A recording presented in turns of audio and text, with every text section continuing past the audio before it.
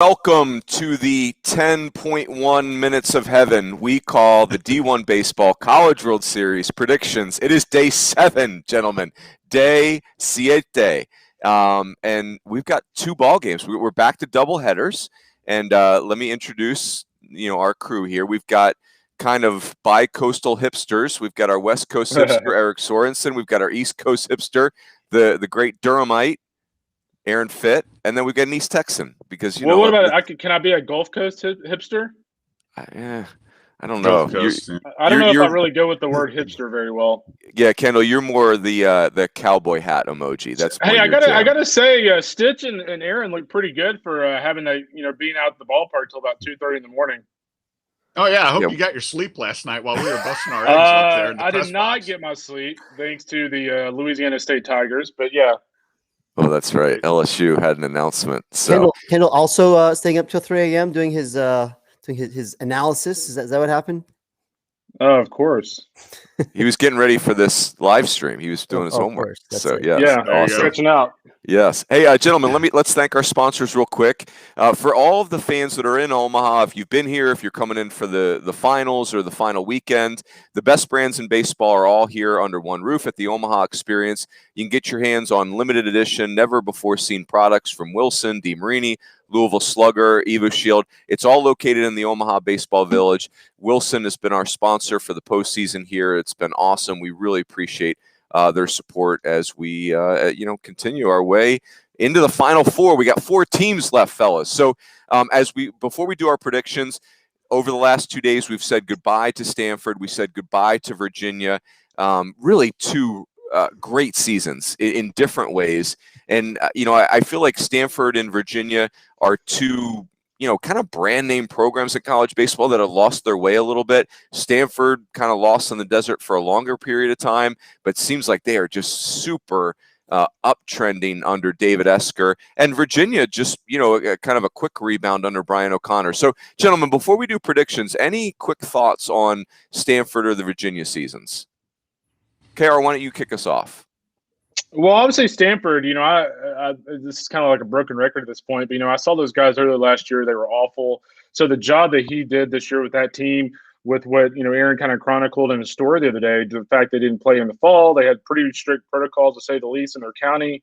And to have the season they did, it's pretty incredible. So I think the future is very bright there. And I think Virginia ended up kind of being the team that we thought they'd be coming into the season. Obviously, they just kind of ran out of gas at the end. Brian O'Connor admitted last night during the postgame presser that he thought the bullpen just kind of ran out of gas. And so they had a wonderful second half of the season, and I'll be very intrigued to see kind of what happens with those guys next year, because they'll obviously lose a few kids.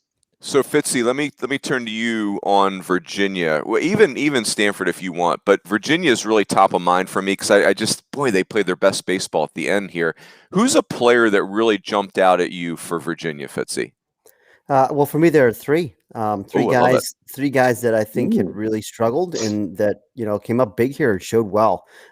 Starting with Mike Vassell last night, a guy that had a 7+ ERA over his previous 35 innings. He was probably the best he's ever been last night when you consider the stakes. I mean, he's had other games where he's punched out more guys, but 7 innings, 2 runs, 1 earned.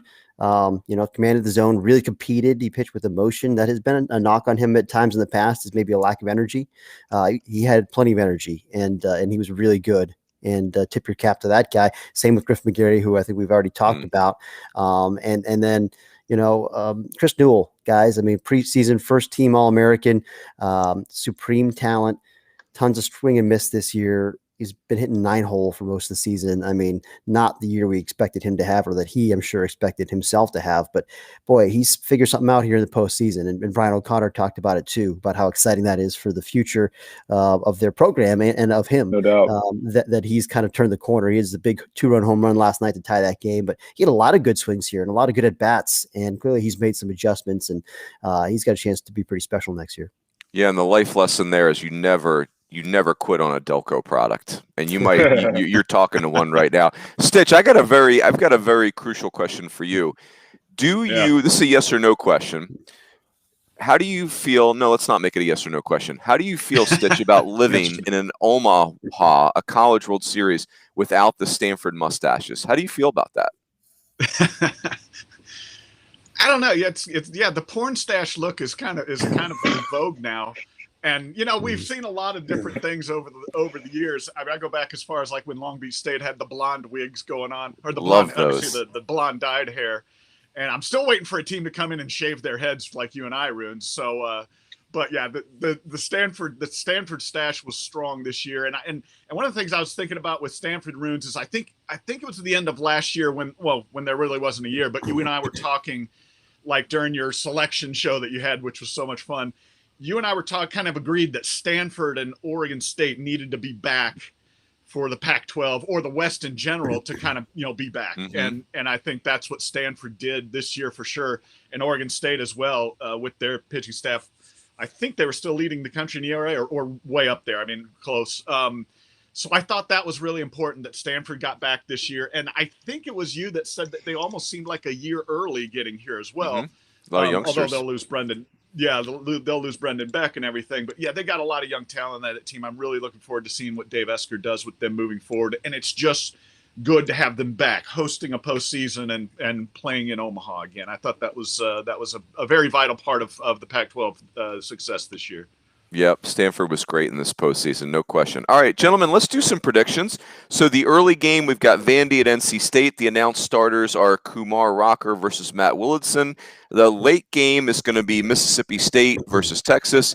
Mississippi State has announced Houston Harding. Texas has inferred Ty Madden, but not confirmed.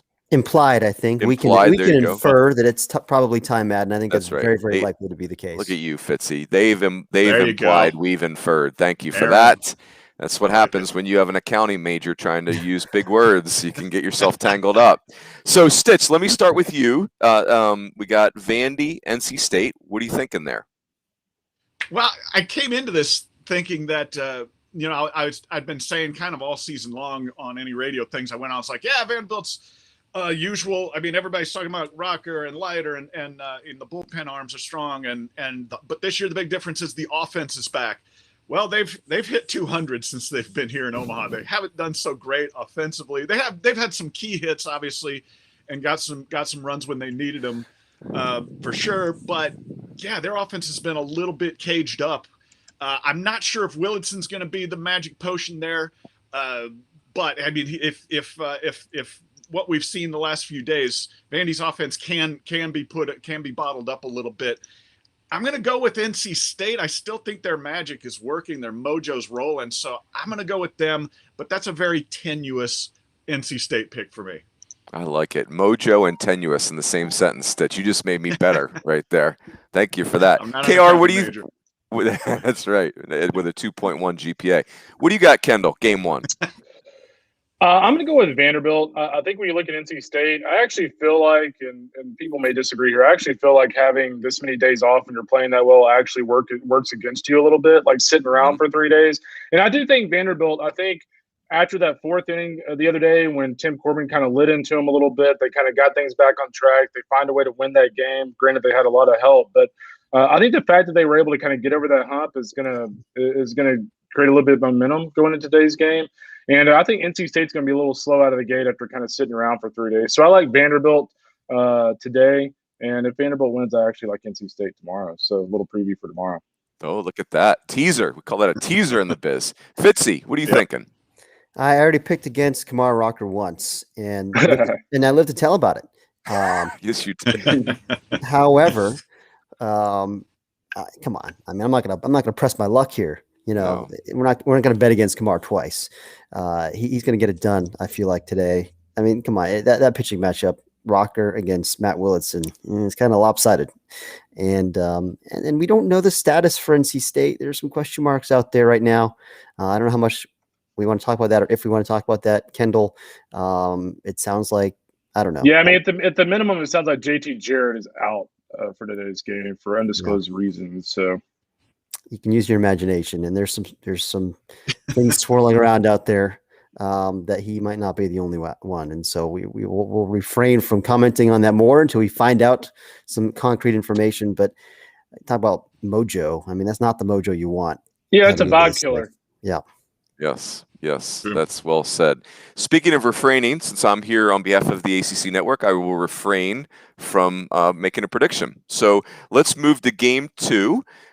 Stitch, we've got Hail State versus Texas. We think it's Houston Harding versus Ty Madden. It is Ty Madden, by the way. I just confirmed that Ty Madden Thank is you. starting for Texas. You confirmed that, Kendall, or Martha confirmed that?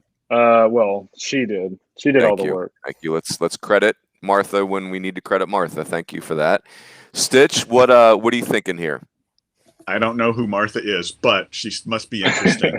I think the second game today, the winner of that game is going to be Mother Nature, because it's supposed to rain as I hate to be the bearer of bad news, but it is supposed to rain as the day goes on. However, if this game does come about and we do get it in, even if it starts at 9:45 again, again, we got time. Are you shaking your head, Mike? No, 10 o'clock starts. He's doing that old reverse jinx thing. Yes, that's right. I don't. It's okay. I don't believe in jinxes, but I love if Ty Madden is on the bump for them. I love Ty Madden against Mississippi State. Mississippi State, interestingly, has only scored in 2 of their 18 innings they've played, and they've only gotten hits in 4 of their 18 innings. So their bats, talk about bats that have been quelled a bit as well. But again, they've exploded when they've needed to and gotten just enough runs to win and keep their magic going. I'm using that magic word again. So yeah, Texas with Ty Madden strong. Their offense is decent. They've shown in flashes. You figure you should pick Texas, but you know what? Once again, not going to pick against Mississippi State, so I'm going with the Bullies. I like it. KR, what do you got here? Well, I hate to pick against Mississippi State because they're staying in my hotel, and I think their fans know where I'm staying in my room. But I'm going to go with Texas. I just think when you look at Texas overall, I think Aaron kind of pointed this out perfectly in his story early this morning. I was going to say last night, but early this morning. When you look at the fact that Zach Zubia, Ivan Melendez got going for them, obviously Texas is playing phenomenal defense. And you look behind the plate, the job that Silas did last night. That was some special defensive work back there. By the second-year player for them. And so I think when you look at the defense, you look at Zubia and Melendez getting back on track, I think Ty Madden gives them a solid start. And I think at this point they can kind of come back with Tanner Witt and Aaron Nixon again. The thing I kind of wonder about with Mississippi State is just kind of how they handle their pitching staff. For instance, if Houston Harding starts, and let's say Texas gets up by a couple of runs, or, let's say Texas is up by a run in the 8th and 9th, does Mississippi State roll the dice and throw Landon Sims out there? I don't think they do. I think they play for tomorrow in that scenario. So I just like Texas. I think Texas will get a lead on them, and I think they'll win this game and force the second game tomorrow. So in essence, I'm saying we're playing 2 games tomorrow. Sorry, guys. Interesting. In essence, Kendall says we're playing 2. I'm saying we're playing 1 today. Unfortunately, weather tomorrow, doesn't look great. No, I'm saying we're playing 1 game today. Yeah. I'm just I hate to be Debbie Downer. Hey, the no forecast. wonder you guys are on the left quadrant on this box here. That's right. Hashtag just saying. The forecast is the forecast, and it's not looking good for this evening. The wind, by the way, if you're curious, because I know we had a request from our producer for the wind report. I think it's blowing to left field. I don't know. It's not blowing much though. Yeah, no, the flags are out there at the ballpark. They're moving a little bit. I'm going to say slightly pitcher friendly. That's what we're going to go with right now. But I like Texas in this game. Again, let's not get overcomplicated here. It's Ty Madden versus Houston Harding. Houston Harding's pretty good. I'm not dismissing him. If it's number 3 versus number 3, you really like your chances. But we're talking about a first round pick against Houston Harding. I'll take the first round pick. I like it. So I'm gonna go, because I've been in dead last place for the staff picks all year. I'm gonna press my bet, and I'm gonna go opposite you guys. I'm gonna go Hail State. I think what I worry about Texas is they've played too many close games, and you're playing with fire if you just keep playing these close games, and they keep pulling them out. But I don't know. I'm a little bit Mississippi State just got something to them right now. I do. What you guys said though is spot on. Like I'm an idiot for picking against Ty Madden in this matchup, even though Harding's been great. And Kendall, you bring up a great point about Landon Sims for Chris Lemonis. Like he's got to be Landon Sims. It's today or tomorrow, most likely. Mm-hmm. So if you're Chris Lemonis, it's like, you got to really watch the game and feel the game out, because you can play that chip probably once. And I think that's a fascinating part about today's game. But I'll go Hail State, because I'm also staying in the hotel with Mississippi State's fans, Kendall. I thought that was another brilliant point that you brought up. So there we go. Gentlemen, well done. Enjoy these predictions very much. I will see you at the Yard. Thanks again to our friends at Wilson for their support during the postseason. And all you fans, make sure you check them out over at the Village. They've got some serious swag over there. So that's it. We'll see you boys at the stadium.